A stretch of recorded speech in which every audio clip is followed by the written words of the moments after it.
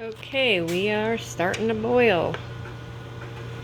This is 4 whole lemons, 1 whole pineapple, 1 cup of water, and 3 extra squeezed lemons for the juice.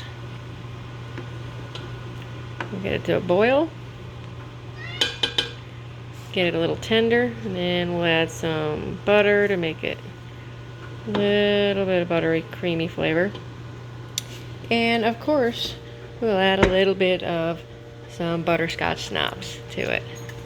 And the killer, sugar. We'll get it to the right taste.